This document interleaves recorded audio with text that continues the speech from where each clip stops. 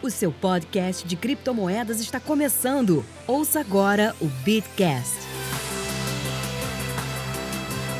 Bom dia, boa tarde, boa noite para você que nos ouve, tudo bem? Demoramos, mas voltamos. Eu, aqui com o meu companheiro Paulo Aragão, diretamente de um novo espaço que a gente está testando, conhecendo, se infiltrando. Tudo bem, Paulo? Fala, Zé. Fala, galera que tá escutando a gente. Como é que vocês estão? Todos enriqueceram junto com essa onda, com essa hype de NFT que nem a gente? A gente só voltou porque ficamos ricos com as criptomoedas, ficamos ricos com o Bitcoin, ficamos ricos com os tokens não fungíveis que vamos apresentar aqui e abandonamos nossas famílias, abandonamos nossas mulheres, abandonamos nossa vida de pacatos cidadãos e fomos viver a vida de jogadores de poker. Agora eu virei colecionador de memes agora. Só que agora isso é tudo pago com esses tokens não fungíveis, Zé. Quero conhecer a sua galeria. Em qual plataforma você quer conhecer minha galeria? Prefiro não comentar.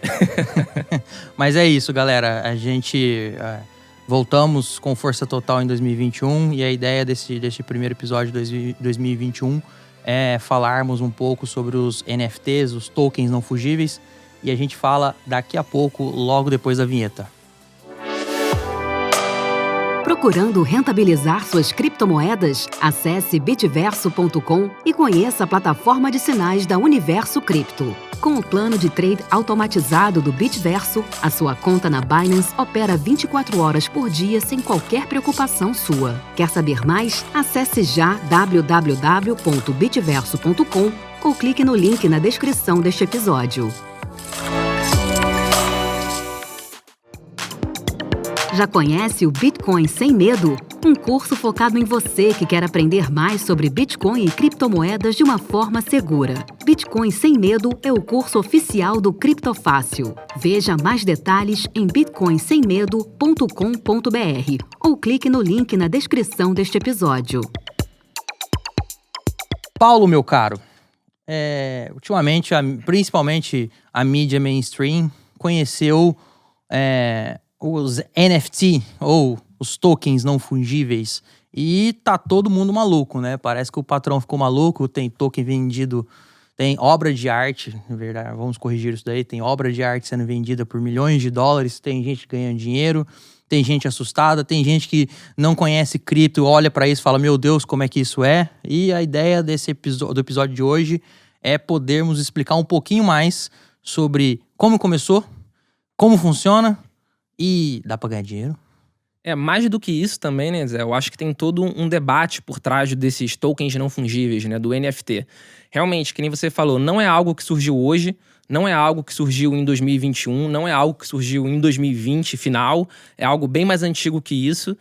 Mas, que nem eu falei, tem todo um debate por trás do que é válido e do que não é válido. Como toda tecnologia, né, nascente, como todo início de tecnologia, eu acho que ainda tem muita coisa a ser purificada, ainda tem muita evolução em cima dessa parte.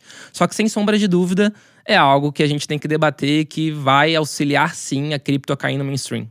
Exatamente. Tá me parecendo muito o hype do ICO de 2017. Tá? Tô com aquele cheiro de hype de ICO, mas... Então, a gente conversa sempre junto, né, Zé? A gente sempre conversa. E hype de ICO de 2017, que foi quando teve aquela escalada, que era um ICO atrás do outro. A gente tá fazendo isso desde o final de 2020 e não só com os tokens NFT. A gente já teve com os tokens de DeFi, com as plataformas de finanças descentralizadas, e agora a gente tá tendo uma continuidade com NFT, né? Ao contrário de 2017, 2016 e 2017, quando a gente só teve o ICO, agora a gente tá tendo os dois. Mercado líquido? Vamos conversar no final do episódio. Mas, antes de mais nada, vamos só voltar na parte chata do podcast, que são os conceitos. Mas que história é essa de token fungível, não fungível? Que trem é esse?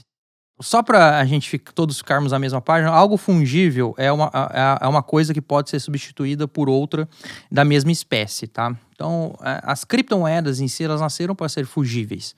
Como? Eu empresto um Bitcoin pro Paulo, eu não faria isso, porque o Paulo é caloteiro. Até porque um Bitcoin são 300 mil reais, não se empresta 300 mil reais assim. É dinheiro, hein? Eu posso emprestar mediante coação também, a gente não tá dizendo modo. E o Paulo, depois de um X período de tempo que a gente acorda, me devolve essa quantidade de Bitcoin. Ele não necessariamente vai me devolver o mesmo Bitcoin que eu emprestei. Provavelmente não vai. Mas eu vou receber um Bitcoin. A mesma coisa é o dinheiro. Eu empresto R$50 pro Paulo, ou o Paulo me empresta R$50, e depois de certo período, ou depois que eu recuperar minha carteira, que eu posso ter esquecido a carteira, eu devolvo R$50. Serão os mesmos R$50? Não serão os mesmos R$50. Outra característica muito peculiar dos NFTs, e aqui eu já vou adiantar que a gente vai tentar evitar o anglicismo, vamos portuguesar tudo, é que eles não são divisíveis, como a maioria das criptomoedas que a gente tem, tá? Por exemplo, o Bitcoin, ele é divisível até a sua 8ª casa decimal. Assim, a maioria das criptomoedas são assim. São divisíveis até a sua 8ª casa decimal, e é por isso que a gente tem o Satoshi e o Wei, que é a menor parte unidade do milhão de um Ether, que é a menor unidade que um Ether pode ser dividido. Pois bem, outra coisa, outro detalhe, outro conceito que nós precisamos ter aqui para nossa conversa hoje é o conceito de escassez no meio digital. Nós já falamos isso em alguns episódios passados, eu vou deixar separado aí, mas uma das principais soluções que a blockchain trouxe, que o Satoshi Nakamoto trouxe quando ele criou a Ledger, né, que ele escreveu no white paper dele, é a gente conseguir coibir o gasto duplo, né? É a gente conseguir coibir que uma coisa que só existe no meio digital, tá? Nós vamos tratar de obras que só existem, em sua infinita maioria, no meio digital, mas a gente pode usar blockchain para auditar essa venda. A gente precisa evitar que isso seja copiado ou aumentado, tá? O conceito de escassez está aí. Não é só copiar uma obra de arte a fim de falsificá-la, mas é aumentar uma quantidade de uma determinada moeda, gerando inflação, que é o que a gente evita. Um outro detalhe é que quando você cria um token não fungível, você torna aquela coisa colecionável. Ou seja, você confere aquele bem, aquela coisa digital. Quando a gente fala bem, a gente vê até a caneta, um celular na mão. Não, isso aí só existe no meio digital. A gente torna aquilo como uma propriedade única. Só existe aquilo. E a partir do momento que ele é único, ele é exclusivo, ele pode não ter nada igual, ele torna aquilo... Ele se ganha a característica de se tornar colecionável. Então... Como é que surgiu os NFTs? E isso aqui eu já peço desculpas porque vai dar trabalho explicar, porque começou em 2017 e é uma ideia super interessante que começou a rodar inclusive em contratos que eu diria primitivos, né, no Ethereum. Começou a rodar no conceito padrão do Ethereum e depois foi aprimorado por desenvolvedores. 2 desenvolvedores de aplicativo, um chamado John Watson e o outro Matt Hell, criaram um algoritmo, que esse algoritmo ia criar imagens de 24 por 24 pixels, de maneira a criar 10 mil conhecidos na época como CryptoPunks. A ideia deles era fazer uma obra de arte digital, e esse algoritmo criaria 10 mil CryptoPunks diferentes entre si, com suas características. Tem lá os alienígenas, tem lá os outros bagulhinhos lá, e... A ideia deles, na época, era dar um aspecto colecionável a essas figurinhas que foram criadas digitalmente. Porque como é que você vai dar um aspecto colecionável? Como é que você vai dar um aspecto... como é que você vai colocar a característica de escasso em algo que pode ser... Com um print screen você copia e fala, eu também tenho isso aqui na minha tela, na tela do meu celular e tudo mais. Na época, eles pensaram em incorporar esses desenhos na rede do Bitcoin. Mas nós estamos falando de 2016, naquela época, 2017, perdão. Naquela época a gente nem tinha o conceito de SegWit, a gente nem tinha implementações que foram bastante discutidas recentemente, que tornaram inclusive a rede Bitcoin mais escalável, mais célere.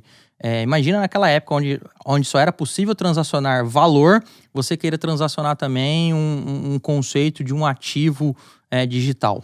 Como parênteses, né, Zé? Vale ressaltar que até hoje, 2021, a blockchain do Bitcoin continua sendo algo muito difícil para você colocar um token nela, ou então um smart contract ou algo do gênero assim, né? Tanto é que quando os desenvolvedores querem fazer algo relacionado ao Bitcoin em um smart contract ou um token, eles envelopam esse Bitcoin e colocam ele em outra blockchain, né? Eles locam esse Bitcoin, eles bloqueiam esse Bitcoin e criam um similar a ele, um análogo dele em uma outra blockchain. Então, até hoje... Mesmo com tantos anos, o Bitcoin continua sendo não o melhor meio para poder fazer isso. Atenção, maximalistas. Isso não foi uma crítica, isso é só uma característica. Será? Eu gosto do Bitcoin, por favor, deixa lá. Os antigos funciona bem, não dá problema, entendeu? Quanto mais antigo, melhor, não dá problema e é mais confiável. Esse povo aí que inventa as modinhas novas, as IOTA, os nano na vida, já não sei, entendeu? A IOTA desliga, o Bitcoin não. Voltando ao nosso assunto e largando a piada, os dois desenvolvedores, então, foram conhecer um pouco mais da rede do Ethereum, da característica do ERC20. E lembrando, naquela época não existia uma forma de se programar na rede Ethereum que desse a característica de não fungível para o ativo, para o contrato que você esteja programando na rede. Mas eles conseguiram, por vias programáveis lá, e aí os programadores me ajudem a explicar isso, fazer com que um contrato rodasse com cada arquivo da imagem do CryptoPunk respectivo. Então, cada imagem do CryptoPunk tinha lá um arquivo de imagem, tinha um hash, e isso foi incluído algumas funções que permitia as pessoas a comprarem e venderem essas imagens na rede do Ethereum. Ou seja, ele conseguiu, de um jeito que ainda não existia muito na época, mas ele conseguiu implementar uma característica para, se aquela imagem for transacionada, aquela imagem vai ser cedida para quem comprou, tá? De maneira que quem vendeu não tem como mais copiar, trazer outra e etc, etc, etc. Eles postaram esse código, essa ideia, o projeto, na verdade, num subreddit da Ethereum e na Hacker News, na época, em 2016, 2017.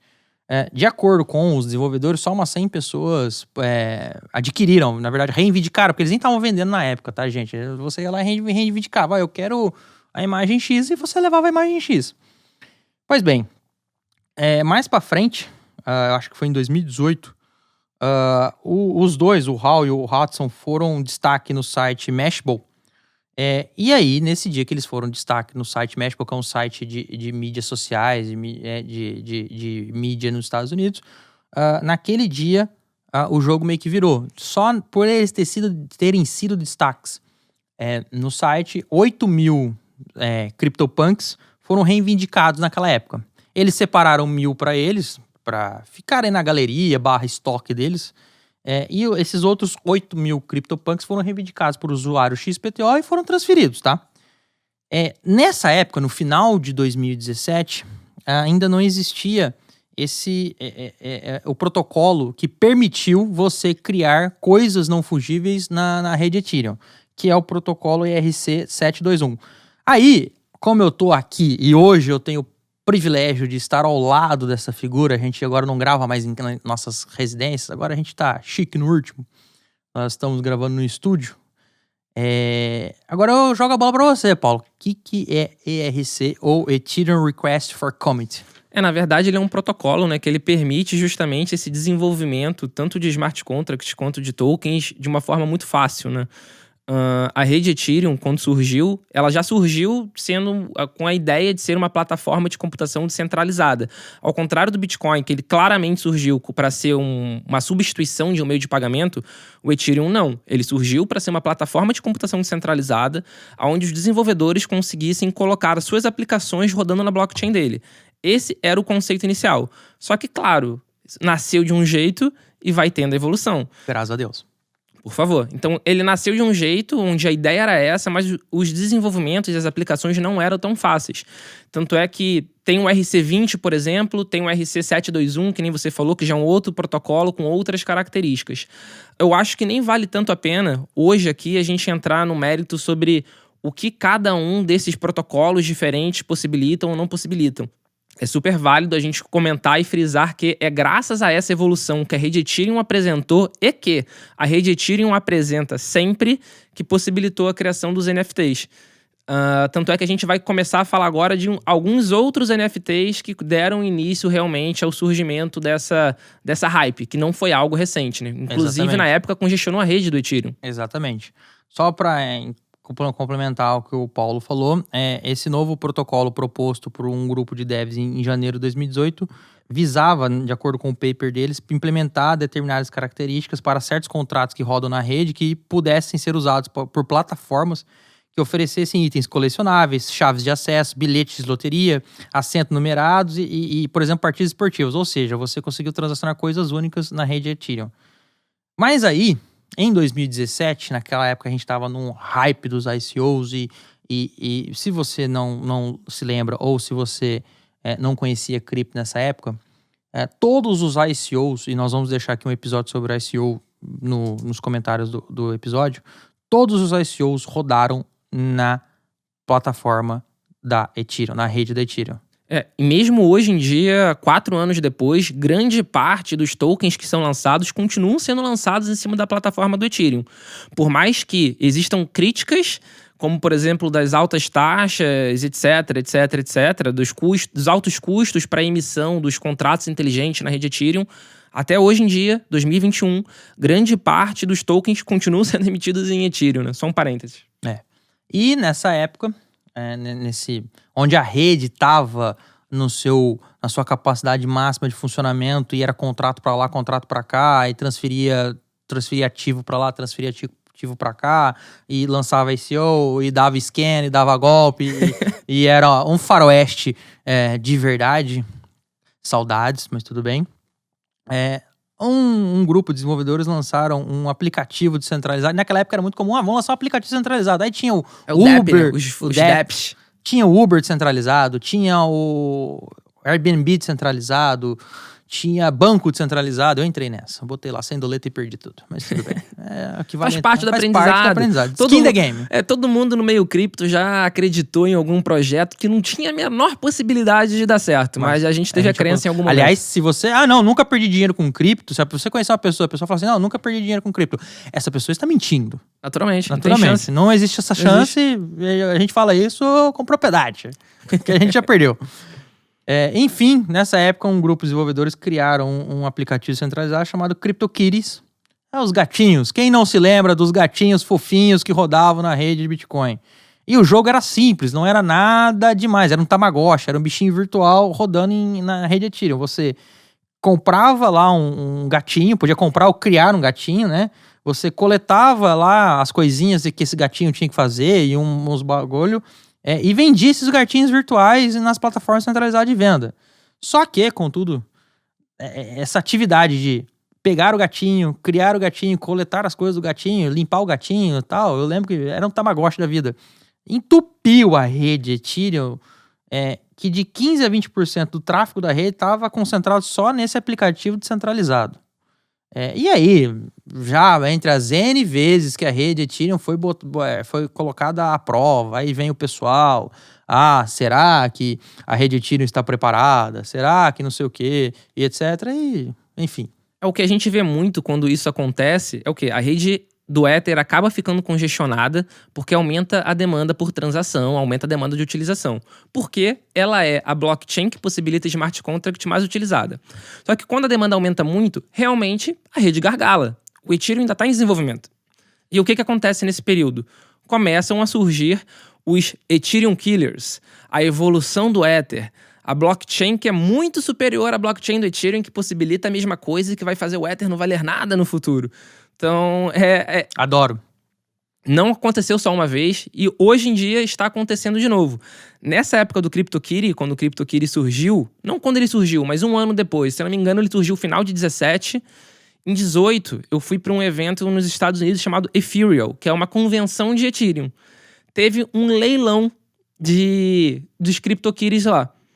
E eu vi aquilo, eu falei, gente, que loucura, que coisa absurda. As pessoas estão pagando milhares e milhares e milhares de dólares por um gato feio, virtual, porque não era nem um desenho bem feito, era um desenho quase de 8 bits. Era pixelado. Exatamente. Pixelado. Então ali eu comecei a ver que talvez eu ainda não tivesse a capacidade intelectual suficiente para imaginar o que a gente poderia chegar no futuro.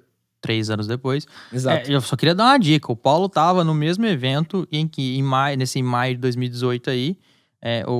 Foi o Brooklyn Ethereum Summit lá? Exato.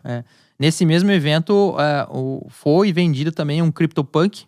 Naquela época, em 2018, um item, né, dessa coleção denominada CryptoPunk foi vendido por $950. Vocês vão ver daqui a pouco, isso é mixaria, tá? $950 é peanuts, é dinheiro de pinga hoje em dia. Comparado com o que o povo tá vendendo. Quer dizer, pra gente no Brasil, com o dólar R$6... Mas a gente, mas a gente tá rico por causa do DeFi, não tá? Exatamente, esqueci. Esqueci os boletos. Enfim, hoje, os criadores do CryptoPunk aperfeiçoaram um pouco. Inclusive, eles foram expostos numa galeria em Nova York, eles foram impressos. E agora o negócio tá meio sofisticado porque eles conseguiram dar à arte que eles criaram uma característica de rastreabilidade. Então, a pessoa que adquire, por exemplo, os CryptoPunks lá que estão em exposição nessa galeria, vem um código, vem um QR Code que leva a descrição desse CryptoPunk correspondente. Dentro tem um envelope com a carteira de papel, com a chave para você, se você for transacionar, passar para frente. Poder transferir, na verdade, porque se você tem a coisa impressa, beleza, você já pode passar lá para frente. Sim.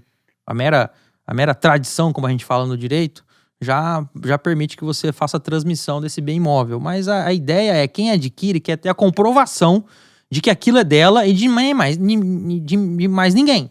E a maneira de fazer isso é você assinando a chave correspondente ao contrato. E também a autenticidade, né? Você conseguir ver o passado dela, você conseguir ver Exatamente. Quem foi que criou e por quem já passou. E isso, como vocês vão ver daqui a pouco, é a parte mais interessante. Se a gente pode resumir toda essa introdução desse episódio em algumas poucas palavras, seriam assim: NFT é uma coisa única, porque ela não pode ser substituída ou dividida. É escasso, porque a sua quantidade é pré-determinada num contrato que roda na rede Ethereum e isso não vai ser mais alterado. É acessível, porque qualquer pessoa pode acessar, qualquer pessoa com internet pode acessar a blockchain do Ethereum e ver que aquele ativo digital tá lá e pertence àquele endereço. E é durável. Mas por que é durável? Porque enquanto tiver tendo internet, enquanto tiver rodando a blockchain do Ethereum, ele vai continuar lá. A gente tem que lembrar que tá na blockchain, não muda. Tá na blockchain, não apaga. Tá na blockchain, não volta atrás. Acabou. Quer dizer, volta atrás se você for amigo do Vitalik. Não é assim que funciona também. Cutuquei onça com a vara curta. Não é assim que funciona. O episódio do Dedal foi um episódio completamente diferente. A gente pode gravar um episódio fazendo essa retrospectiva, mas a história lá foi outra. Não foi exatamente assim que aconteceu. Essa história tem que ser gravada com o Edilson Osório, porque ele tem informações super interessantes. Ele, inclusive, viu na época a falha no código e avisou. Ele avisou, não escutaram ele, não corrigiram. O Edilson é um fudido, no bom sentido. Mas então, por que NFT é tão disruptivo pro mercado da arte? Por que o mercado da arte hoje olha para NFT e fala: é isso tem a capacidade de quebrar certos paradigmas ou, como sempre ocorre com as criptomoedas, quebrar os intermediários que são envolvidos no mercado de arte. Primeiro detalhe: um dos grandes problemas da produção e venda da arte digital, não só da arte normal, tá? Arte normal, arte no seu sentido mais amplo, que eu quero dizer.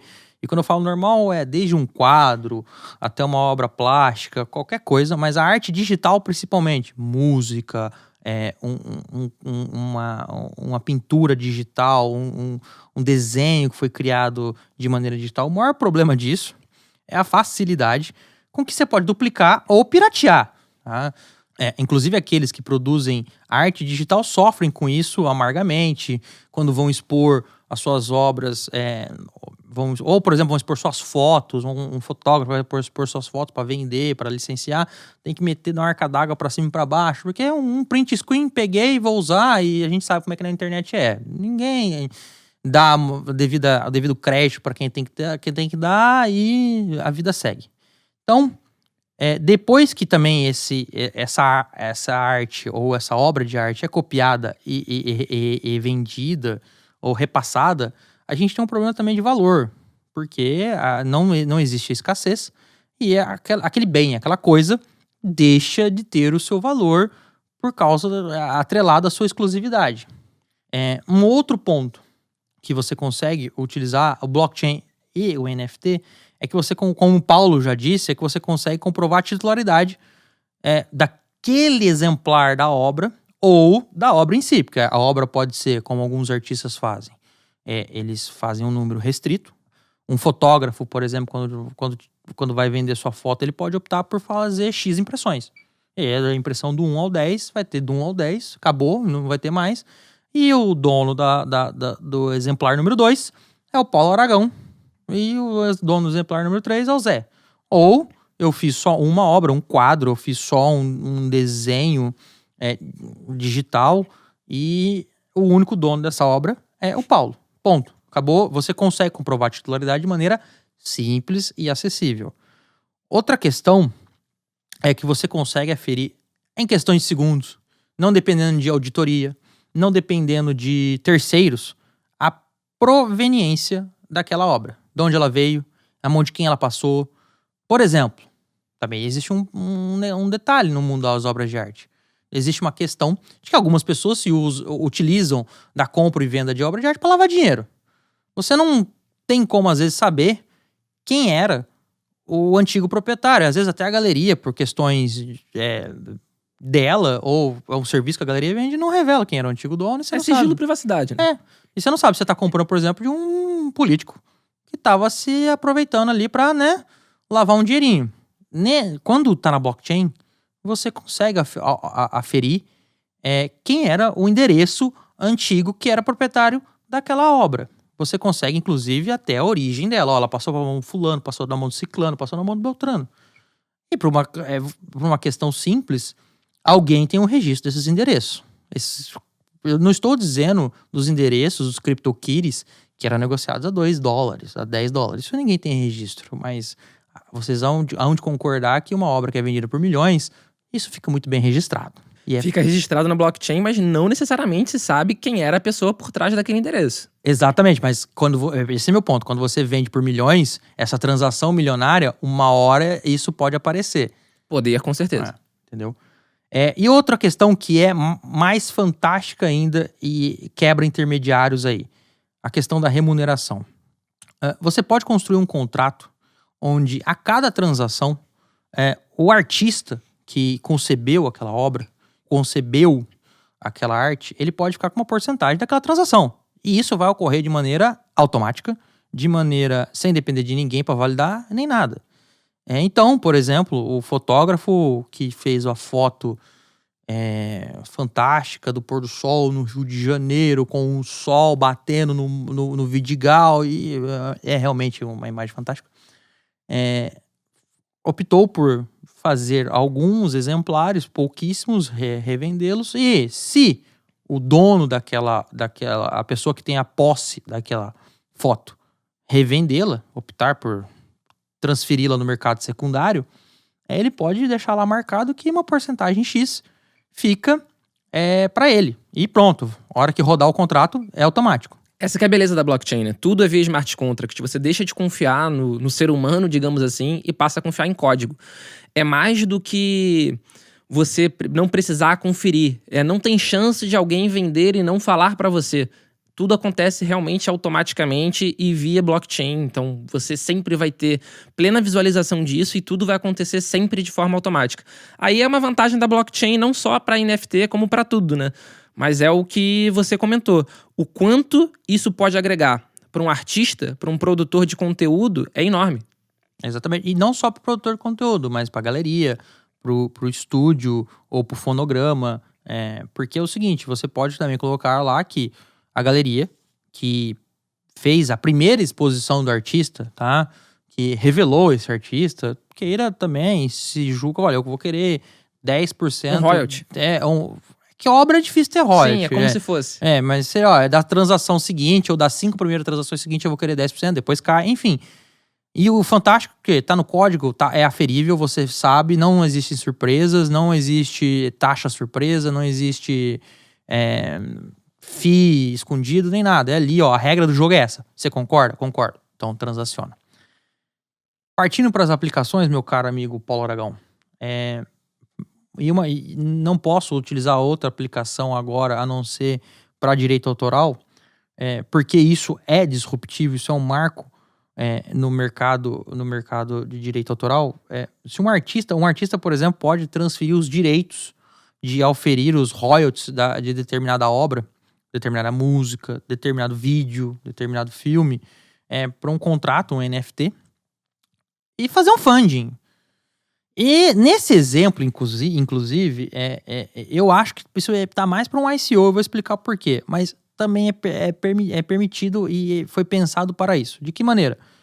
Eu transfiro para um contrato digital, para um contrato na rede Ethereum, o direito de receber os royalties daquela obra e vendo no mercado. Olha, e boto no mercado. Eu sou um artista, posso ser um artista no começo de carreira, eu posso ser um artista já pro final da minha carreira. Não podemos esquecer que o Bob Dylan vendeu os direitos dos seus álbuns, eu não me lembro para qual gravadora, por milhões de dólares e botou o dinheiro no bolso e acabou. E você pode fazer isso na rede Ethereum, pode fazer isso na rede blockchain, de maneira que a pessoa que adquire vai pagar um preço X e vai ter o direito de auferir os rendimentos daqueles plays, auferir os rendimentos de toda vez que aquela obra for utilizada por algum terceiro.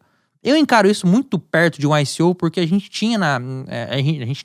tem possibilidades de fazer um ICO de maneira que quem detém aquele token no ICO aufere rendimentos da exploração daquele negócio que foi vendido anteriormente. Parece muito, mas existem as diferenças. Existem as diferenças, mas realmente é bastante similar. Em 2018, por exemplo, tinha uma plataforma chamada SingularDTV, que o token era SNGLS até.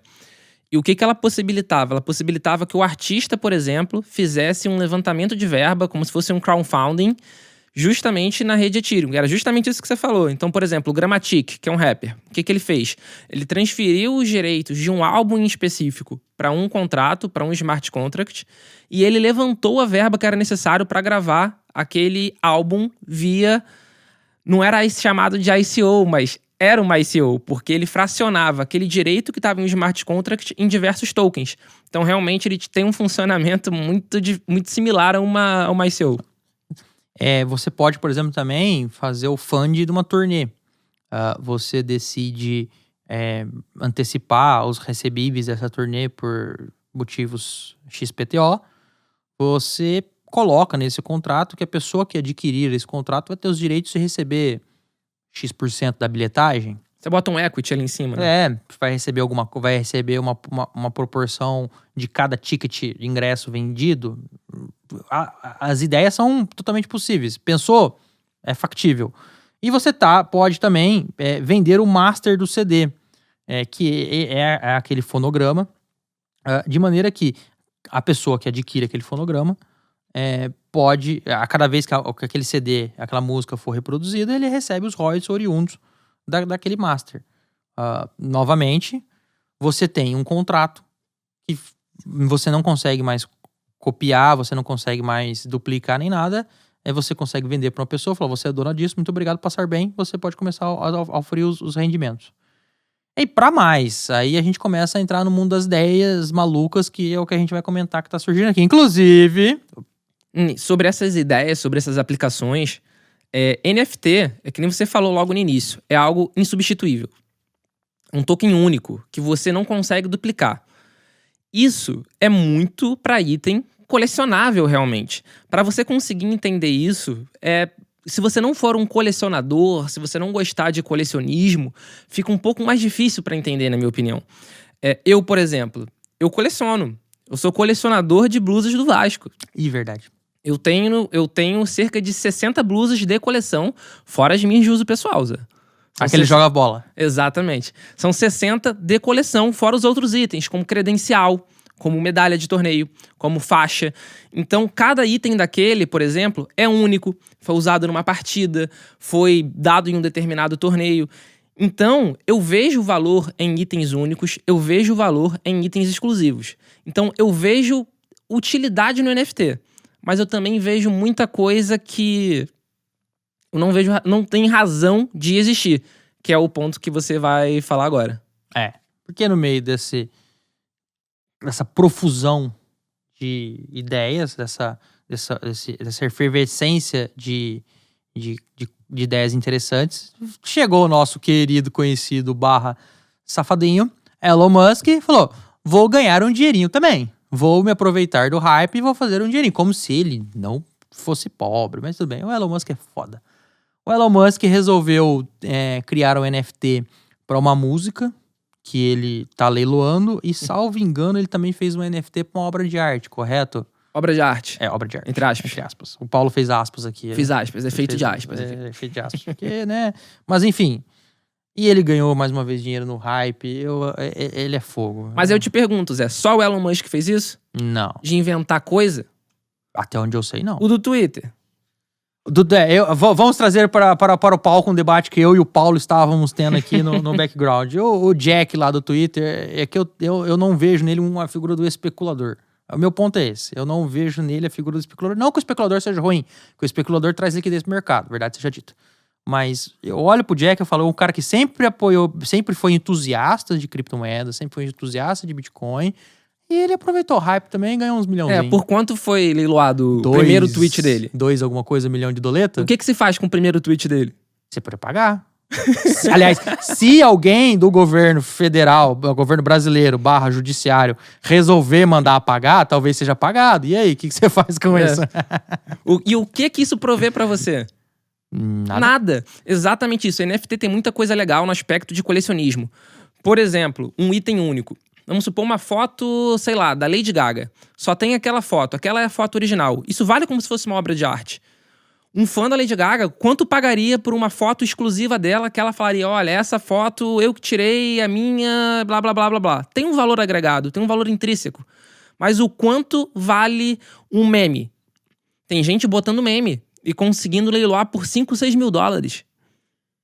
Aí a gente cai naquela questão que nós estamos mudando um pouco do paradigma da propriedade. Não, nem só entrando na questão de valuation, mas Sim. A gente está mudando um pouco do paradigma da propriedade. Porque, veja bem, o meme, ele não vai deixar de ser usado. Não vou deixar de usar meu sticker no WhatsApp e passar o meme pra frente. E zoar quando tiver que zoar.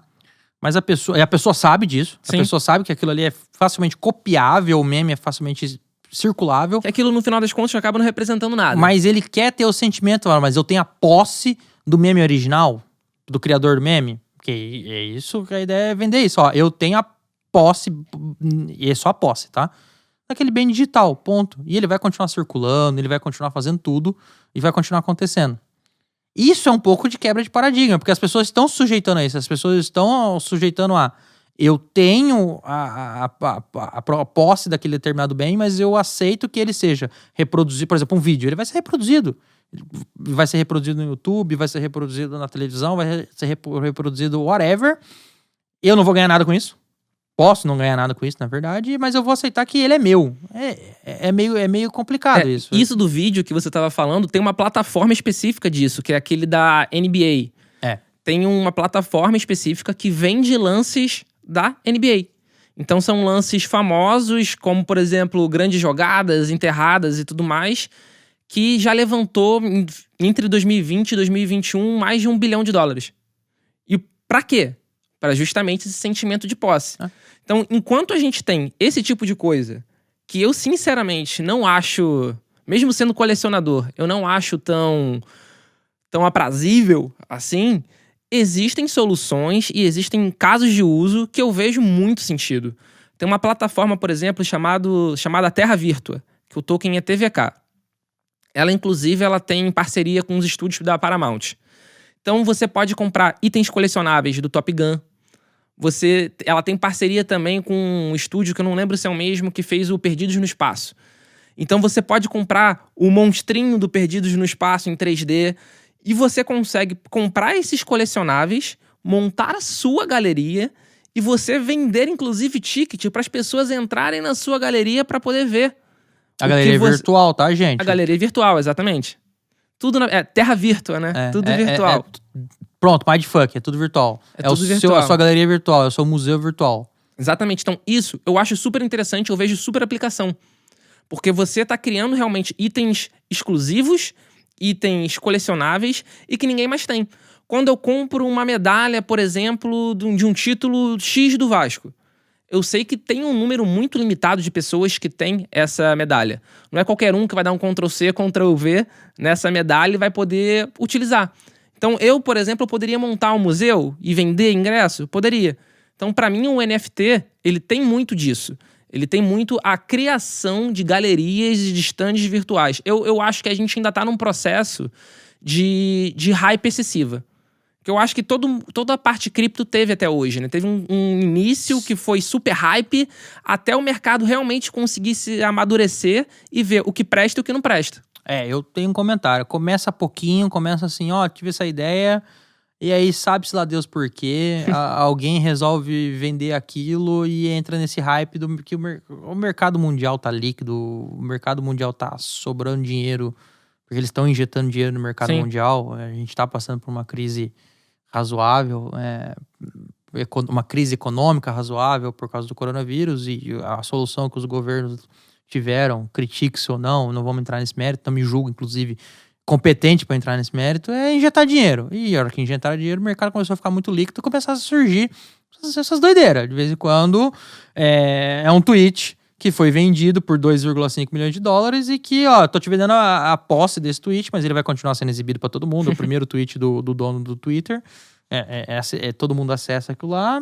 E se ele, por um acaso, sem querer, sei lá, apertar o delete, acabou. Já era. E o seu dinheiro também já era. Ou se o Twitter resolver banir, suspender a conta dele. Exato. Sei lá, trocou a gestão, né? Exato. Mas o negócio tá tão maluco, Paulo, que aí a gente começa a ter as coisas estranhas, né? Por exemplo, a banda americana Kings of Leon, coisas estranhas não. Verdade seja dita. Eu acho que se o artista tem a possibilidade de se aproveitar do momento para valorizar mais a sua obra, valorizar no sentido financeiro mesmo, claro. Para oferir se mais... monetizar. Se monetizar com mais assertividade, ou se monetizar melhor a obra, mete o pau, vai pra dentro.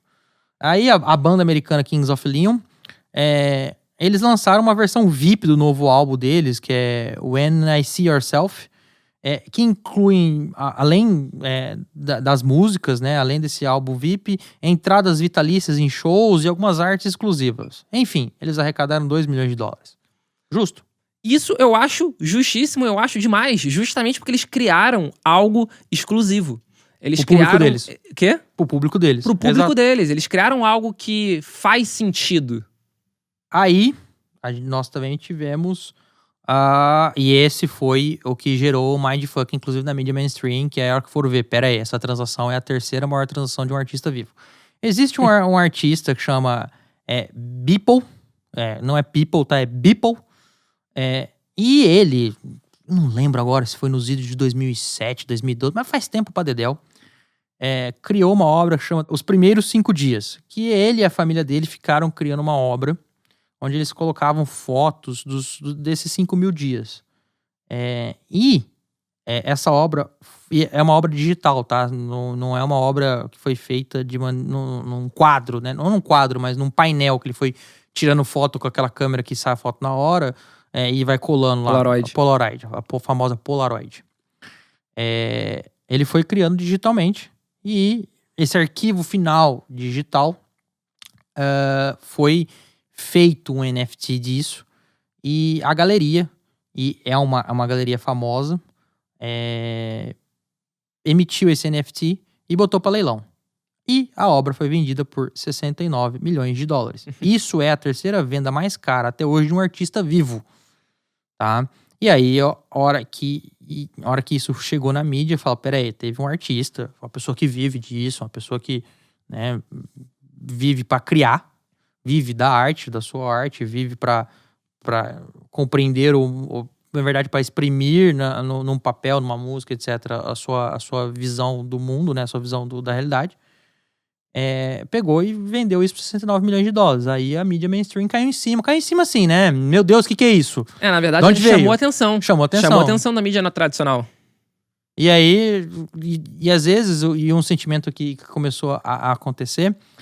mas isso surgiu agora, de onde que veio, que come, o que faz, mas o que a gente tentou mostrar aqui na verdade, isso já existe há um tempinho, só que por condições que com certeza algum economista vai conseguir dissertar melhor, o mercado hoje, ele tem essas condições de permitir que essas obras em NFT sejam transacionadas, sejam vendidas por um mundaréu de dinheiro. Porque elas já eram vendidas. Como a gente falou no começo, os CryptoKitties foram vendidos por peanuts, por doletinhas. Peanuts comparado aos valores atuais. Peanuts comparado aos valores atuais, por favor.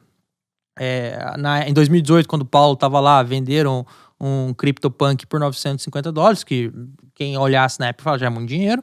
E hoje em dia, venderam por milhões. E esses CryptoPunks fazem milhões. E aí, Paulo, começaram a ter as plataformas. Por exemplo, existe uma plataforma onde todos os 10 mil CryptoPunks estão catalogados. Uhum. E não só estão catalogados, como estão lá, o proprietário desse aqui é o endereço X. E se você quiser, você vai lá e fala, endereço X, eu estou te oferecendo mais tanto. E se a pessoa quiser comprar, você dá a proposta, você dá a proposta, e se ele aceitar, o match acontece de maneira automática na rede Ethereum. Você tem outras, como o Paulo falou, você tem outras galerias digitais, outras plataformas que visam fazer essa intermediação de quem tem. E você tem também plataformas com aquela Hairball lá, que ela... E é isso que eu acho fantástico quando alguém consegue fazer isso. Porque a gente tem que ter em mente que tudo que acontece no mundo cripto, quando começa, né? Quando aquela característica, aquela feature, aquele produto começa, normalmente ele é de difícil utilização no mercado comum. Sim. Porque, sei lá, por exemplo, todo mundo... hoje é difícil saber isso, passarmos por isso, mas quando o Bitcoin começou, a carteira só rodava em Linux, com linha, Decred. Eu sofri muito no começo. Não tem experiência de usuário, isso, né? não tinha user experience. Eu sofri muito enchendo o saco do Ramo, enchendo o saco do Emil, enchendo o saco do... Girino? Do Girino. Girino é um pai, de verdade seja dita. Porque falou, me ajuda aí, porque não tinha a porcaria da carteira pra Windows, que é o sistema mais comum. Demorou muito tempo, e mesmo quando fizeram foi uma bosta. Quando lançaram pra Mac também foi muito ruim também, não funcionava. Não funcionava nada. Mas isso é o que você falou, é tudo em cripto. Quando surge, ele surge muito primário. Ele surge primitivo, muito básico, assim, só realmente para um nicho do nicho do nicho, e depois que isso vai evoluindo. A carteira do Bitcoin que você falou. Hoje em dia a gente tem carteiras excelentes para celular. Exato. Carteiras maravilhosas que funcionam muito bem e carteiras que lembram muito o aplicativo de um banco tradicional. Então, realmente tem esse processo de evolução no mundo cripto. Mas o que eu consigo ver, Zé, é que essa evolução está sendo cada vez mais rápida. Exatamente, o que eu ia falar do Hairball.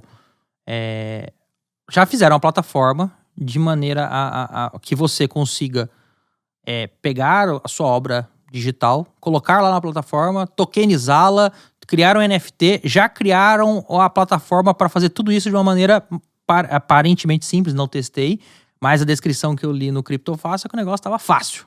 Ou seja, maneiro, porque é acessível.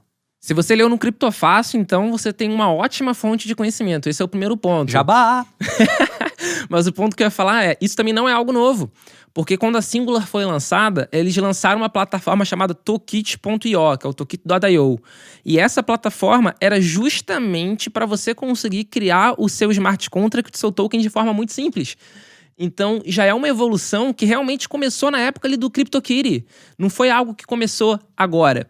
Mas, de qualquer forma, se a gente parar para pensar, 3, 4 anos é muito pouco perto do universo que foi, por exemplo, para o Bitcoin ele começar a ter uma carteira mais intuitiva, mais amigável no celular. Então, a gente está cada vez conseguindo diminuir esse gap, esse intervalo de tempo que a gente tem está cada vez menor. Só pra contar uma fofoca, tá? Acho que a Seed, né? Só surgiu em 2013. As palavras Seed, quer dizer? Seed, sim, só surgiram em 2013. De 2008 a 2013 era na chave privada, chave pública, lá, as duas anotadinhas. Inclusive, eu acho que tem um e-mail do Satoshi, como é que ele guardava. Tem um detalhe muito bom que a Paradigma citou no Twitter essa semana. Depois eu vou lembrar de ler. Mas assim, o que a gente usa hoje, hardware wallet, em 2013, isso não existia, meu amigo. Se você quisesse manter em segurança, você tinha que pegar um computador, montar em Linux, criptografar, fazer tudo por si só. Com o risco de perder tudo, com o risco de errar o código. Exatamente. E perder tudo, e chorar. Cripto tem isso, né? Be your own bank, seja seu próprio banco. Legal, bacana. Mas, que nem falam o tio do Spider-Man, né? Grandes poderes, grandes responsabilidades. Grandes poderes trazem grandes responsabilidades. Exato. Então, é a mesma coisa em cripto. É muito bacana você ser seu próprio banco. É muito bacana você fazer a autocustódia, digamos assim. Mas é muita responsabilidade agregada. Então, o que a gente tem tido no mercado ao longo do tempo é justamente... a gente está criando facilidades para esse perfil de usuário, que é um usuário que está chegando agora. Hoje em dia, para quem está chegando agora, tá tudo muito fácil. Inclusive para você comprar um NFT ou então para você poder fazer um NFT. A gente tem diversos artistas que não são do meio cripto, nunca foram do meio cripto, que estão lançando obras, lançando quadros, lançando fotos, fotografias em plataformas de NFT. Tem um fotógrafo chamado Wickbold, ele é até o herdeiro daquela marca de pão. Ah, mentira. Juro. Ele deu uma entrevista pro Criptofácil, que é um excelente portal e você deve entrar. Jabá. E nessa entrevista, ele tava falando justamente sobre os tokens NFTs que ele tá lançando com as fotos dele. Isso demonstra que já não é algo mais fechado dentro do nosso nicho. A gente não depende mais que o Zé entre e compre um gatinho, um CryptoKitty. Agora a gente tá realmente saindo do nosso nicho, saindo da nossa bolha e chegando no mainstream. E dando utilidade também. Exatamente. Esse é o principal ponto. Um artista, uma pessoa que ganha a sua vida a partir do trabalho, fala, não, isso aqui eu tô vendo valor. Sim. Eu tô vendo interessante isso daí. A gente vai acabar chegando num nível onde vai ter muito artista tendo tokens NFTs, vendendo itens em plataformas de NFT, e esses artistas não vão ter nenhuma outra vivência no mundo cripto. Não sai, eles podem achar, inclusive, eu usei a plataforma do Querubim, vamos dar um nome XPTO aí. Eu usei a plataforma Querubim. Ele, às vezes, nem sabe e o que nem tem por precisa trás. saber. Exato. Nem precisa saber que, na verdade, a tecnologia por trás que garante aquela segurança. Exato. Não, pronto, E isso, pra mim, que é o bacana. A gente tá chegando num nível de evolução de mercado aonde os produtores de conteúdo, por mais que não sejam de cripto, conseguem produzir, conseguem se monetizar. E o principal, pra mim, eles conseguem tirar intermediários. Então, eles conseguem vender diretamente pro público deles, eles conseguem pegar um percentual maior de venda, eles conseguem... Ou perder menos nas taxas, ou não perder perder menos nas taxas, ou então não perder... Ou então, não precisar confiar em um ser humano para não perder em transações futuras. Então, isso para mim que é o mais bacana. É criar utilidade na vida real e de diferentes nichos. Não só do nosso nicho de cripto ali, do nosso nicho de entusiasta. Um artista não necessariamente é um entusiasta cripto. Exatamente. E eu tô só esperando. Parece que a Atari deu um primeiro passo, mas, por exemplo...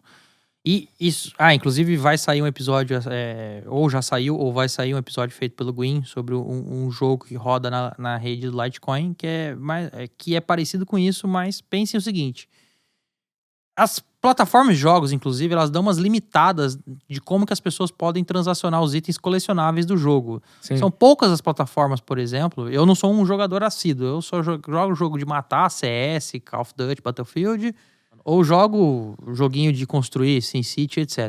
Mas Gwyn, por exemplo, é um grande jogador de RPG. Constrói bem a cidadezinha no SimCity. Rapaz, sou bom, hein? Eu sou um prefeito bom de Maraconta. É mesmo? E não, sem roubar, hein? Sem macete. Sem macete. Ah, não acredito. Pois é. O Gwyn joga Black Desert, ele me conta lá, então. Enfim, algumas plataformas limitam. CS também agora tem lá online. Eu tô jogando faz bastante tempo, né? Porque minha época era o CS 1.6. Vou deixar claro o marco temporal. Fazia virada na Lan House? Pra caralho, corujão. Adorava. Sabadão de corujeira. Você consegue agora permitir que esses usuários eles tenham esse bem colecionável do jogo, eles individualizem esse bem colecionável do jogo e eles transacionem. Aí, por exemplo, nós vamos ter mais a figura do youtuber. Nós vamos ter a figura do jogador. Sim. Jogador de quê? Jogador de jogo mesmo, de CS. E vai lá, joga CS, pega lá o XP dele, compra lá o item e vende. E a própria fabricante do jogo, a autora do jogo, pode oferir uma receita X desse cripto colecionável que ele vai vender. E para ela é interessante que exista essa circulação de bens, porque se você permite essa circulação de itens do jogo, você pode ter mais pessoas procurando saber do jogo, procurando jogar o jogo e etc. Enfim, foi aberta a porteira. Pois é, tem skin, por exemplo, de Counter-Strike que vale milhares de dólares. Então, já é um mercado que já existe. Já. E que os NFTs, eles podem, na verdade, auxiliar esse mercado a crescer e a dar confiabilidade nesse mercado. É interessante, por que uma desenvolvedora de jogo como o CS não vai transformar as skins em NFT? Você vai ter um certificado de exclusividade muito barato, você vai conseguir criar um mercado paralelo e você consegue ainda levantar, criar uma nova fonte de receita. Mercado secundário, vamos ser mais bonitinho. Então vamos voltar.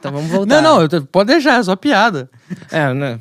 Porque realmente o correto é mercado secundário. Mercado secundário. Esse tal de mercado paralelo é complicado, entendeu? A uruguaiana, meu amigo, lá é complicado. A uruguaiana do Counter-Strike? A uruguaiana do Counter-Strike é complicado isso aí, né, meu irmão? Bem, eu acho que a gente tá caminhando pro fim. Paulo, mais algum comentário? Nenhum comentário, eu acho que a gente já falou bastante sobre NFT. Acho que o início do resumo da ópera aqui não é algo novo, não é algo que surgiu agora. É realmente que nem a gente tem falado o episódio todo. Cripto é um processo de evolução. Desde quando Satoshi Nakamoto escreveu o white paper, a gente vem num processo de evolução não só do Bitcoin, mas de todas as outras criptos que surgiram depois do... E todos os golpes que surgiram também. O que mais tem, né? Mas o golpe também faz parte do processo de evolução. Por exemplo, a comunidade brasileira. 2019 foi um ano muito sofrido para a comunidade brasileira, onde tiveram grandes empresas que inclusive anunciavam na Globo que se mostraram golpes. Isso fez parte do processo de evolução e amadurecimento do mercado brasileiro. O mercado brasileiro, por exemplo, hoje em dia ele está muito mais escaldado, ele está muito mais maduro do que ele era antes. Mas enfim, voltando. A gente tem um processo de evolução de cripto, desde que quando surgiu a mera possibilidade nos CryptoKitties e no CryptoPunk em 2017, 2018, até chegar hoje no NFT. O NFT, para mim, ele é algo que ele oferece muita possibilidade, ele oferece um mundo de possibilidades para o criador de conteúdo, o artista ou whatever que seja que queira utilizar algo insubstituível, criar um item exclusivo, mas ainda tem muita coisa muita coisa que... Fora da curva, tá um pouquinho demais. Exato, vender um tweet por 2,6, se eu não me engano, milhões de dólares. 2,5. Não vejo razão. Vender um meme do Nyan Cat por $5.000, sendo sincero, não vejo razão. Mas você vender um item colecionável do Top Gun, onde só criaram, 1.000 desses itens por $500, vejo muita razão. É um item colecionável. Pai, você imagina que a Disney pegar aqueles bichinhos do Star Wars? Imagina quando pegar lá o do Mandalorian, o Baby Yoda. O Baby Yoda, foi o primeiro que eu pensei, velho. Aí o Baby Yoda colecionável. Eu falei, vem cá, Baby Yoda. Aí eu toma meu dinheiro. Exatamente. Então, esse que é o bacana da NFT. Não precisa ser algo focado em cripto. É só um meio do criador de conteúdo, do estúdio, conseguir uma nova fonte de receita, conseguir se monetizar em mais um local. Tem artista, por exemplo, que tá pegando quadro físico, tacando fogo e transformando aquilo em NFT. O Banksy, aquele doidão que tem um dos grafites. Sei. Então, ele pegou um quadro dele, tacou fogo, transformou num NFT e agora a obra dele é exclusivamente digital. Eita porra! É isso, mindfuck. Minha cabeça agora deu um problema. Deu um buff. Tem gente que é muito mais doida que eu. Maneiro. Da hora. Já pensou se a gente tokeniza, por exemplo, o Porto do Rio lá, que é todo grafitado? Pô, imagina. Aí, Eduardo Paes, receita, hein? Eu sei que você tá precisando. Também tem pro Covas também lá em São Paulo, né? O Beco do Batman. Tem verdade lá da Vila Madá, né? Exato. Lá é maneiro. Bem, galera, muito obrigado pela sua paciência. Muito obrigado por continuar conosco até o final desse episódio. Todos os casos que a gente comentou ou alguns links para matérias sobre o assunto estão aí no link do episódio. Principalmente, eu vou deixar... Eu gostaria de frisar, tem um artigo de um artista de Nova York, onde ele escreveu em 2017. Ele falou, cara, em síntese, ele fala assim, artistas... conheçam blockchain, conheçam essa função, conheçam a possibilidade de tokenizar a sua obra, porque isso vai ser o futuro. E o cara acertou, velho. O cara é bom. Então, voltamos com força total, voltamos com gás. Mandem as suas perguntas, as suas aflições, as suas dúvidas para nós. Comentem nas redes sociais que a gente vai caçar. E até o próximo episódio. Paulo, muito obrigado. Eu que agradeço, Zé. Agradeço também a quem tá ouvindo a gente até agora. A paciência da pessoa já deve estar no limite. Já deve estar escutando a gente, talvez, em velocidade 2, que era o que eu faria. Então, agradecer a todo mundo realmente pela paciência. E é o que o Zé falou. Voltamos com tudo. Afinal de contas, os tokens DeFi deram dinheiro. Então agora a gente tá com tempo, né, Zé? Pra ficar Exatamente. conversando. Tanto é que a gente tá gravando pessoalmente pela primeira vez, eu acredito. É pela primeira vez. Pela primeira vez depois de 255 anos. Então... Desde 2018, né? 2018. Desde 2018. O cara mora na mesma rua que eu. Mas em outro extremo da rua. E tem outro que extremo, frisar, não, tudo tem bem, que mas frisar. mora na mesma rua que eu. A gente já foi tomar cerveja junto, tal, mas gravar junto que é bom nada. Faz parte. Faz parte. O Bitcast é gravado e editado pelo estúdio Playground no Rio de Janeiro. E é produzido pela Universo Cripto em parceria com o CryptoFácil.com. Valeu, galera. Até a próxima. Valeu! Este episódio foi uma produção da UniversoCripto.net em parceria com CryptoFácil.com.